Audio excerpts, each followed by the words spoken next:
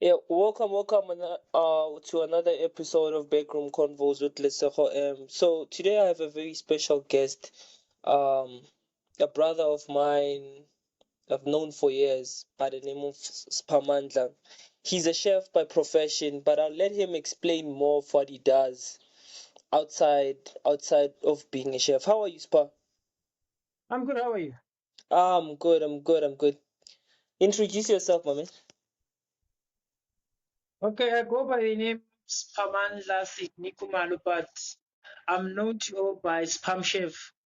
So Spam Chef, it's a combination of my profession and my name. So now Spam Chef has expanded to a brand now. Okay. So now got a company called Spam Chef Trading and Projects, whereby we deal with events, photography, videography, and all that stuff. Oh, okay, cool. Okay, let's start the chef. Like when do you decide that you want to become a chef? When does it hit you?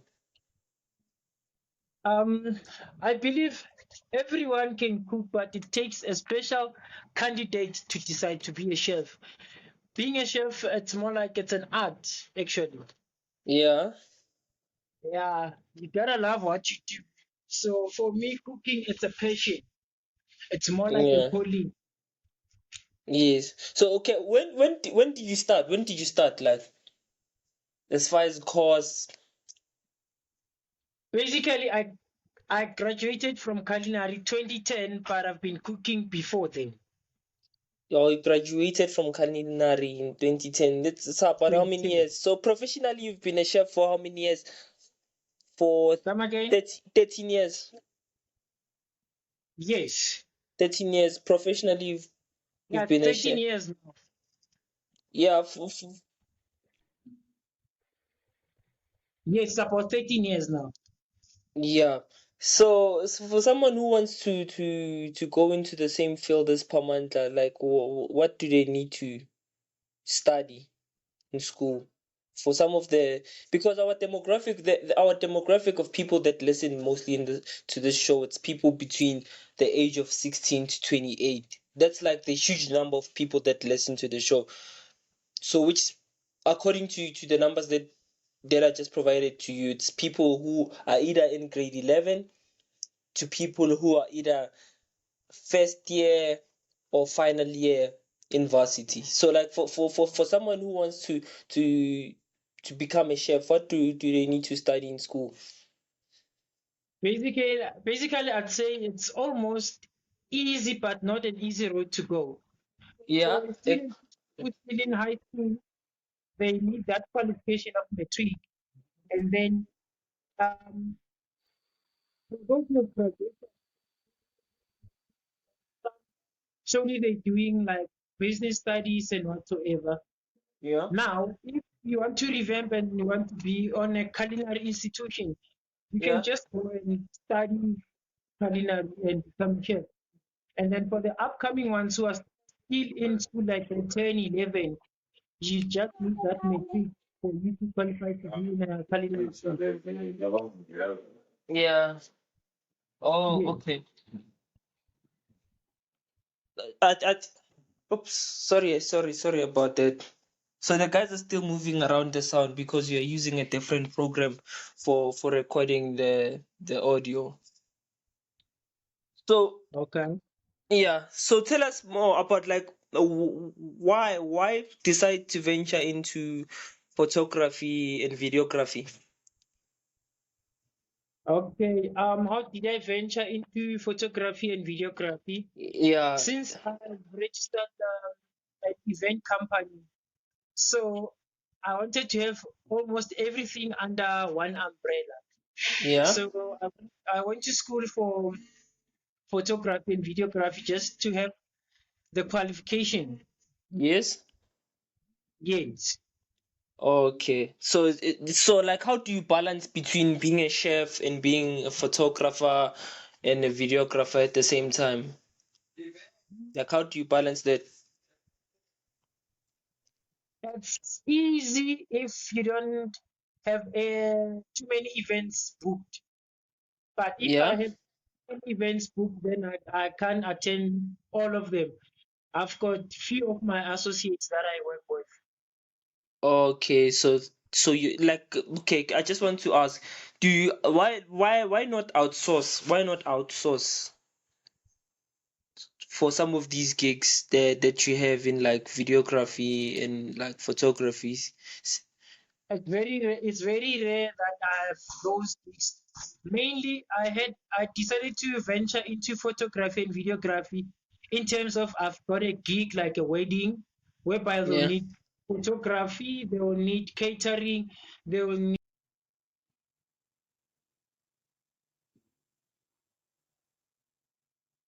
I think we're experiencing a bit of technicality. The reception is very bad, so he'll probably join us in a few minutes time. So he was explaining to us why he decided to venture into photography and videography. He was still explaining to us why he ventured into those fields.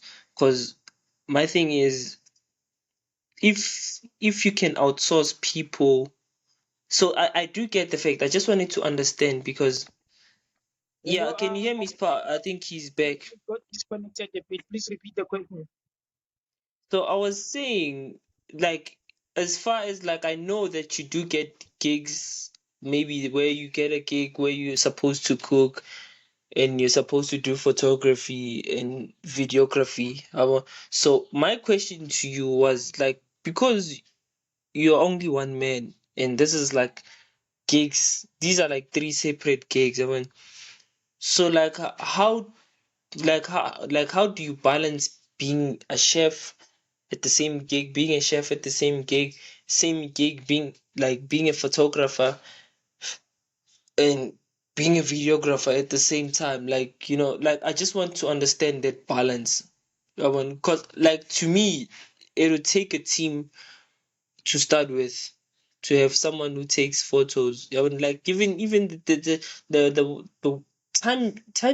schedules for weddings are crazy. I know that for sure. Like you find it, you have to wake up in the AMs and cook, and there's like photo shoot that's taking it in Melrose, and you're supposed to be cooking in maybe Orange Farm, and videography is in a different venue, and all of that requires a lot of resource on all aspects, financially, emotionally.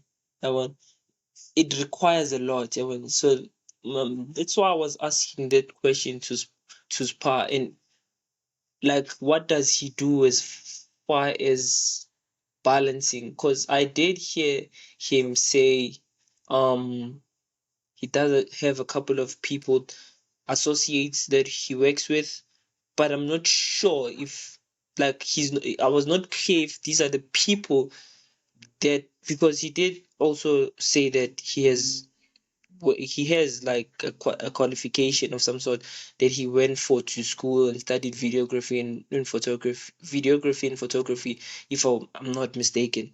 So having those associates, and like what's like I want to know what's the relationship like? Is it you get a certain percentage from the gig you made, or do you bundle all these do you bundle all these and they become one?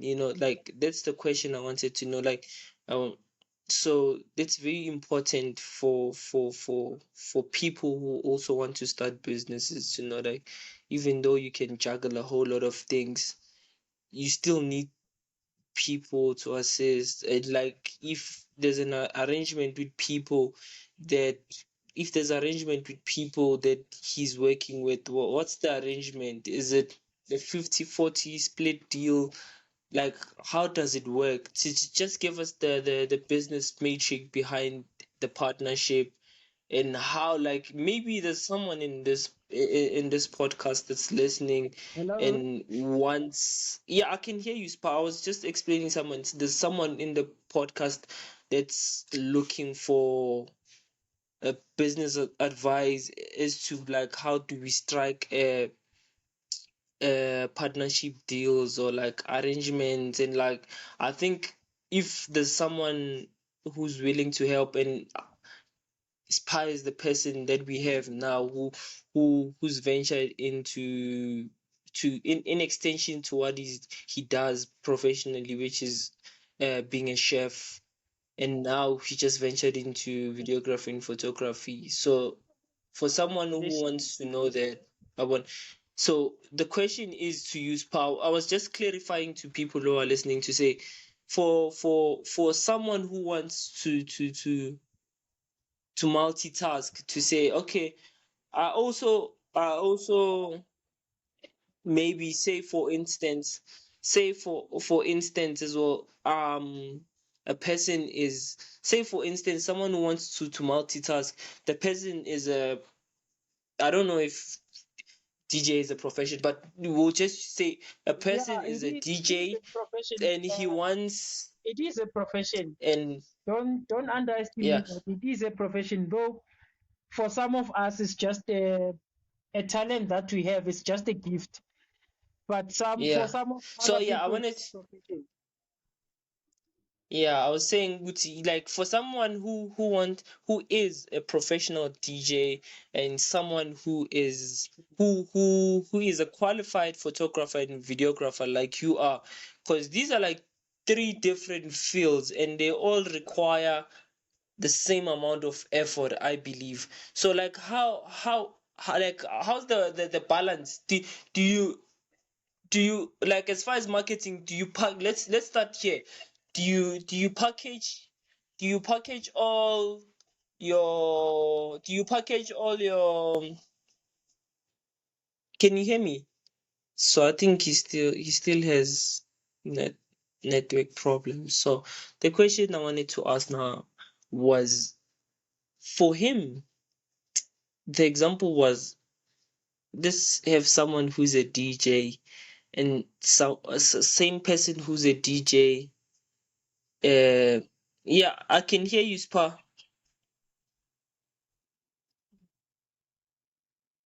Yeah, I can. Can you hear me now?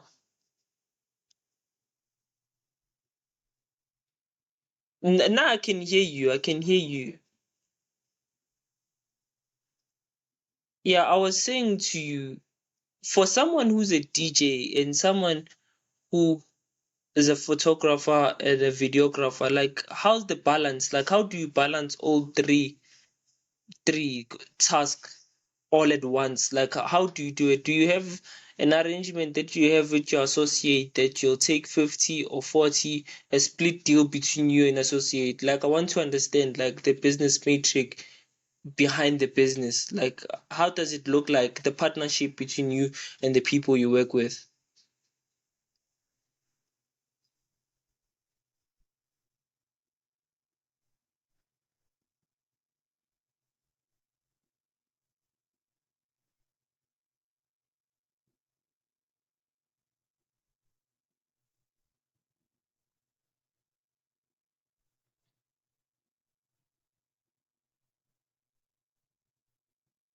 Yeah. So I was saying, since there was an example, I'm saying to you now, because Spamandla now is a chef, right? So there's a gig that requires Spamandla to be a chef, and Spamandla to be a photographer, and Spamandla to be a videographer. In that instance, what does Spamandla do? Do you outsource, or do you have an arrangement with your associate to say you'll take a certain percentage off what we make from this gig? Like, I want to understand the business metric behind that.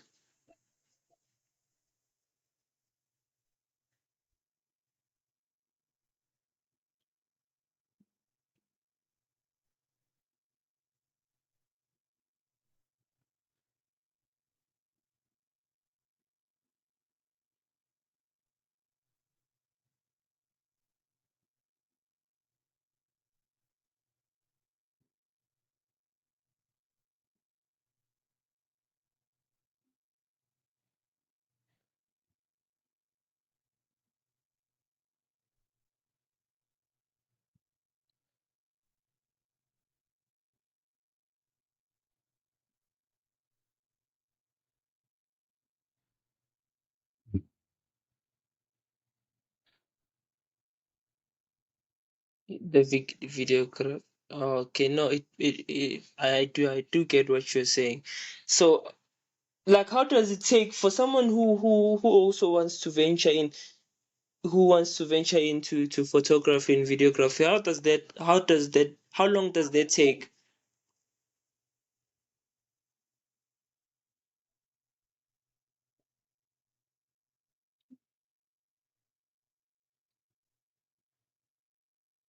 So a short course is how long is a short course?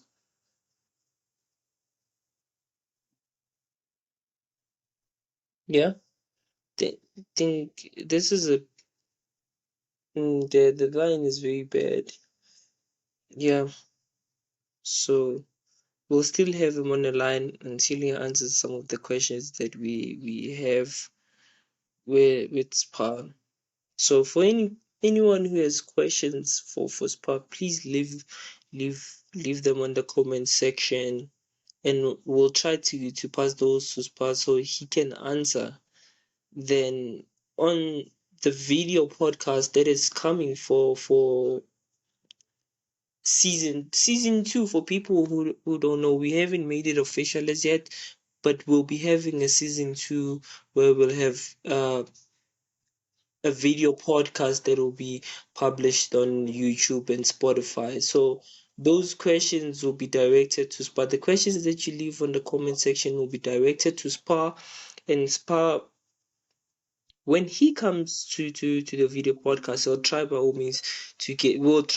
means to give him those questions, and hopefully they can assist in whatever challenge you have in your field of work.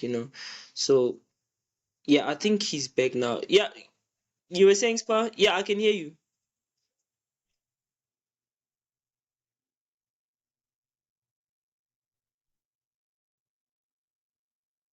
Oh, you took the 1 year course. Yeah. Okay, so for the so how long is okay, so how long is it?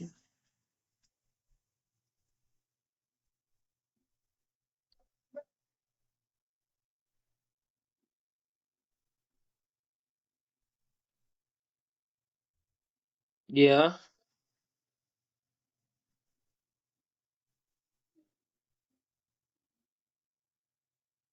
Okay, so like if you decide to take a longer course, how long is it?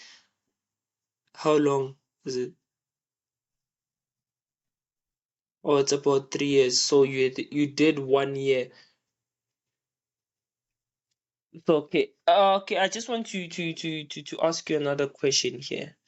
So, like, since like I see in the things that you do in your field of profession, some of these things are the things that you went to school for. Like, do you think it's crucial for people who want to have like multiple streams of income to go to school to study maybe business? Do you think it's important for people to go to school to do that? Or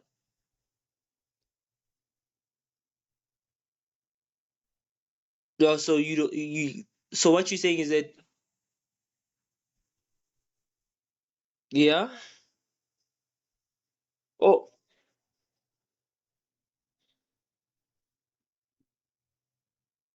oh, so like at least you have a foundation of business management as part of your rapport. So okay, so there is a balance between what you do, because there's a foundation or a background of business behind everything that you do. Okay, so how, like, for like how are the gigs looking like, as far as like weekend? Like, do you have to employ people for the weekend, or like how does that work?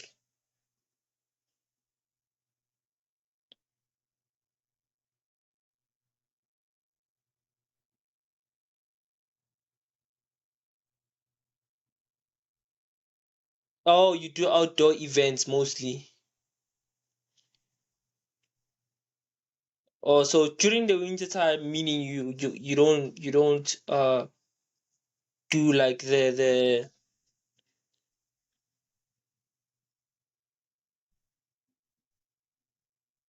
yeah. Oh, okay. So like so as far as like do you I don't know if you've went this route, but I just want to know from you as someone who also has a business foundation. Like as far do you think funds are accessible for startup businesses in SA?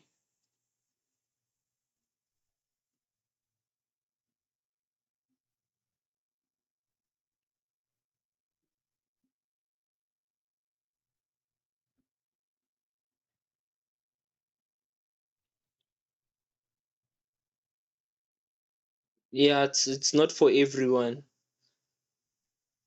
Yeah, okay. So what you're saying is so you have to have connections to no, no, I get you, and like I know for sure firsthand because I've also been in those shoes where it's like funding and submit everything and you wait, nothing happen. Like there's just a lot that goes on. So, but like I also think Kuti, like people we need to start being creative as far as how we get our funds. Like besides, well, I think it's important also like to highlight that it's important that the 9 to 5, the 9 to 5 strategy to say I'll have a 9 to 5 that will pour into this hustle that I'm doing here, and this hustle will pay for this other hustle. It's important, but also I think what we also need to look into is the importance of looking the people who have access to funds around you. Say for instance, there's someone who who has a store, a store, a store. Say in your community. Let's just use this puzzle shop. Someone has this puzzle shop in your community, and there's a little bit of fund, of course, that goes into there, and you say to this person, okay, nah, because I know how to do photography as a skill, and my is like I know how to do photography. I can do this. Like I can market your store or the products that you sell in the store in the Facebook marketplace for people in the community. And when you'll arrange for delivery. And in return, whatever delivery that I make, you'll pay me a certain percentage. Say for every conversion that I make from Facebook, Facebook Marketplace for people in our community when they buy, say they want to purchase eggs, and you being someone who did like the Facebook thingy marketplace, you'll deliver those, and from what the sale the sale is, you get a certain percentage from it. And I think that's also what we need to look into and like stop depending on the government or like these high up institutions that fund SMEs. So I think that's also something we need to look into. Not I know for sure there's not a lot of entrepreneurs or yes entrepreneurs or business owners kokasi baloring they're looking into like those type of initiatives from the youth. But I think for someone who push, you always find a way to make it work. Understand? It might not work, and it might be a no from one spaza or the next spaza or the next. It took like J.K. Rowling's his book Harry Potter was declined 100 times, dog. Understand? And if J.K. Rowling's can go through that, what's being rejected 5 times by spazzers or by wholesalers or whatever the case may be. If J.K. Rowling has it in her to carry that, to carry those 100 rejections, and when are you still complaining about those those two rejections? That's not how you should like get. You should look at into stories that of people that inspire you to keep on pushing. Because I know I would have said people that motivate you, but I realize with motivation is a thing. It burns out. Like you can burn out of motivation, but you can never stop being inspired. Understand that you can always be inspired by something, but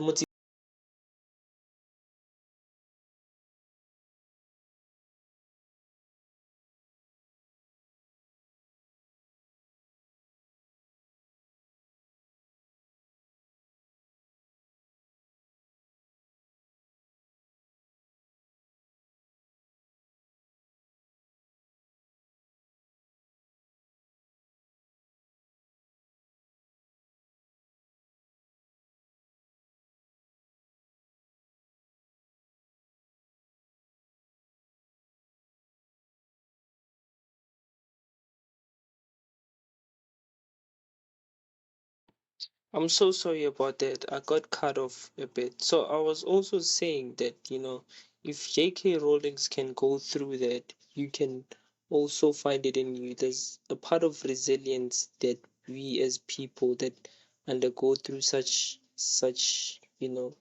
undergo the process and like the resilience part of it. Like look into the stories that inspire you to keep on pushing. So, and I think it was crucial for us to have Spamandla as part of the people that we interview in the podcast, because as someone who is in the business space, for sure, as much as he has passion for cooking, he has passion for videography and photography. There's the business element behind all of that. And I've always thought to myself about business to say, like, we have so much unemployed graduates, and that on its own, in my opinion, is a solution. Say for instance, people in media people in media who study media, say, take a student from after, right? A student from after who's an actor, right? Unemployed. Same student from after, another student from the same institution after, who does videography, right? So it's two. So how can you make that relationship work for the both of you, and possibly generating some sort of income behind it? Is YouTube is paying people for content creation. You have a videographer, you have an actor who can possibly be a presenter for that show, and that can essentially be an entry level, whatever you may call it, into what he does, because now he's exposed to cameras in a form of podcasting, and you can always use the podcast platform as a reference point. And whenever you have a reference, take McG for instance, the podcast, say McG for instance, students, videographer, the presenter, you build a rapport in a YouTube space, build following, essentially making a big brand out of it, which there are people that are building brands and so forth, so on. So there's people who build brands using the cloud they get from YouTube, TikTok, or even Facebook. Come on. So like if you can use that, so say for instance the platform has grown to what McG's platform is at the moment, it's easier for you to leverage that on Spotify, to say, like, Spotify, we know for sure this show generate so much listeners. These are like average listeners per episode. And I think the deal that has to happen between you and Spotify will be determined by the numbers that you make. You understand? And from that, it's business. You build again. The same two people that started the podcast, the actor and the videographer. You can take the same funds that you made from Spotify production company. Boom. You know, you have scripts, you have shows, you make that work. And you can also, on top of that, you can pitch those to I don't know where they pitch these to media houses. You pitch those, like you see the same way the Ferguson films, they make all these great films. I know what after that they also have to like pitch to channels. So you can start that using the same funds that you generated Spotify, from the Spotify and YouTube. Start a production company, come up with a concept, a powerful concept that's funded, of course. So you can also leverage again. It's leverage when you own your EP, because I know like a lot of the production companies in SA, they don't own IPs for their own shows. So that's why you'll you'll find that there's shows that are trending on TikTok saying that this show is a Nigerian show and it's similar to what the Queen does. It said it's for sure the same. It's because the people that might have created the script, created the show, they don't own the IP.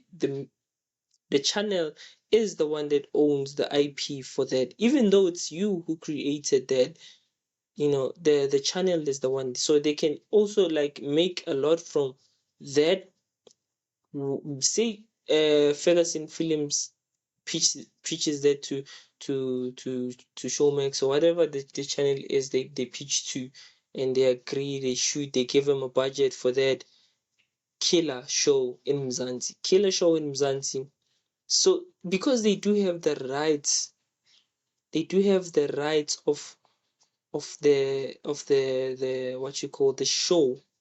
They do have the rights or the IP of the show. They can then go out and resell that to international, other channels internationally. Same script, just translated into Nigerian or Congolese or whatever the tal is, or the language is. They can resell it. That's why you find that there's shows, same concept as the Queen, same everything, just a different script. Is that the channel just took the very same show and resold it to maybe an international channel, so they can rescript that in their own language and sell it, and they still make money out of it, because it's fundamental to also understand that even with these shows, there's also business behind that, there's also business behind that. And for people who I think can make a lot out of this life, the youth of this country, we too dependent on what we think the government should do for us. It's just a small percentage of people who are really pushing the envelope and leading the youth and being in the forefront of let's do it on our own, the forefront of independence. It's not a lot. And going back to the story of the same two people, the actor and the videographer, you have a production company that you have a production company now. You have your show. Now you have an advantage to employ more actors. And not only that, because you've always wanted to act and you've went to school for that, and it's your production company. Now you can also act in that, outside of employing other actors, other producers, other directors, and all of that, just opening the industry. Outside of all of that, you get the opportunity to act and not only act, but you act under your own production. How crazy is that, you know? And I know for sure it's easy for me to come into this platform and say, yeah, you can do boom, boom, boom, you know.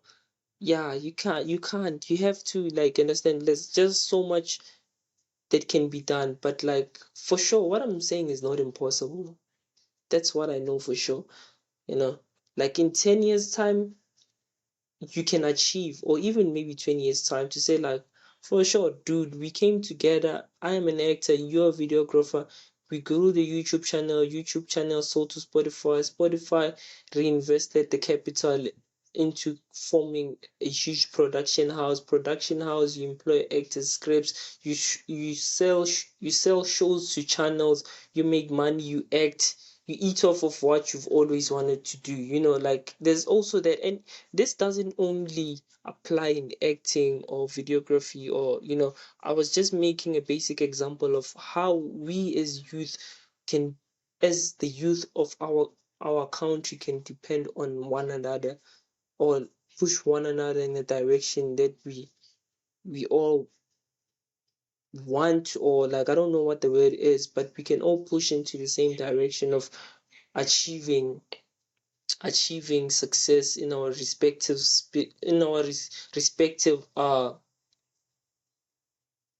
professions, in our respective professions, you know. So I think that can also apply in anything that you do. But then we also need to know, which is like, okay, how can I connect with the people? Who do I want? Who do I call? Who, you know, like I was listening to an interview with the Saudi guy. He was saying his father built their family like trillions of dollars, and the most important lesson his father taught them was that network is wealth. That's why when he decided, the Saudi guy in the interview, when he decided to go out on his own, the father only gave the guy context, no cash, nothing, just context of people that he can make whatever he wants to achieve, or you know, wants to do in life happen. So he gave him the context, and today the same guy that we are talking about is the billionaire. I'm just not sure how much that guy is worth now, but I'll try and research and put that in the comment sections for people who are interested in that story, and possibly leave the link to the YouTube channel, just to give them, you know, credit for the interview. I'll also leave the, and I think it's very important, you know, like given the state of our government, I see it as an opportunity for the youth of this country to take a stand, and you know, and it, well, to take a stand in whatever they do in their respective fields, you know, respective field of professions, you know. So it's really important, you know. That's why like I felt that it's important that we have someone who's multitasking and is putting, you know, people together as far as networking. And the Saudi guy, the interview, sorry to go back to the Saudi guy. So the Saudi guy, the biggest thing he said in the interview, the biggest quote he said in the interview, he said his father only gave him context, right? So he built his businesses based on the context he got. But then, you know, later on he developed some, and he got some of his own context. And he said the important lesson in his life is that he didn't need money, because his father said network is net worth. You understand? We all need to network with people who can get us from point A to point B. We can take the likes of excuse me, the likes of Jack Ma. You know, Jack Ma is a very successful business and owner of the AliExpress, you know.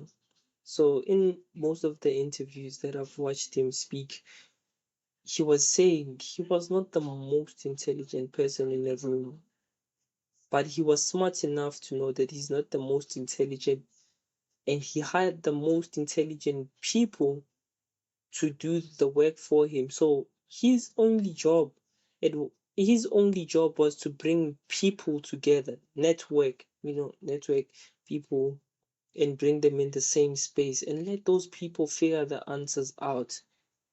Understand? And by them figuring those answers out, that's net worth. Understand? That is money. That is money. Understand? So that's big, So like it's important that we all rewire ourselves on how we think about business, how we think about our field of expertise. I think it's important that we all look into the field of business, because to make it in this life period, you need to have money. And if you don't if you are financially illiterate, you won't make it. We need the foundation of financial literacy, of which we need to get more of that in our schooling system. I think we also, on the same note, we need to be taught more about what business is, because everything is currency. Everything is currency. So the only thing is that some people just know how to convert that, they just know how to convert their professions to currency, and some people don't. I know a whole lot of people with like crazy talents, and they've put in the work, but still what they're doing is not seen, or is not generating income for them to get into the next phase of their career, be it as touring, be it it's interviews, be it, because all of that is big, and if you don't have the right foundation, you won't connect it with the right if you don't have the right connection, or the right connection with financial literacy and business management, you won't connect with things that are most relevant to you. So, and I think that's one of the things that we need to change as the youth of this country, because it's very important that we do that. And it's as I was looking, and for Black South Africans, I think now is the time that we need one another more than ever, because those guys, those Pakistan's guys, those guys are united. Those Indian guys are united, and I know that what I'm saying, you've heard it a whole lot of times, but guess what? That formula is the one formula that's being proven that it works, and it's making them a whole lot of money, and you know it's important for us to also adopt some of these things that they do, because clearly they work. I understand there's a whole lot of things, and a whole lot of things that hindered us before, before, for us not to get to where we're supposed to be as Black South Africans. But now is the time, and I realize, Uti, at this point, like, there's no excuse. Well, for sure there is no excuse, and at the same side of the token, every excuse is valid. There's no excuse, and at the same time, every excuse is valid. So it's what I had in mind. When we were brainstorming the ideas of who we need to have in this show next. And I'm grateful that we were able to get someone who's not only a Black South African male, but he's someone who has bridged so many worlds, from photography, videography, and being a professional chef. And I think it was important for us even though the interview was not so great, but it was important for the little bit that we got from it. I'm sure like I can only hope that it assist some of the people that are struggling in their businesses and they don't know what the right answers are or what the next step is. And I just hope that that interview with Spamandla, even though it ended how it ended because of technical difficulties, I hope that you learned a lot. This is Lesego M from Backroom Convos with Lesego M. Have a great day. Let's meet on the next episode. Cheers.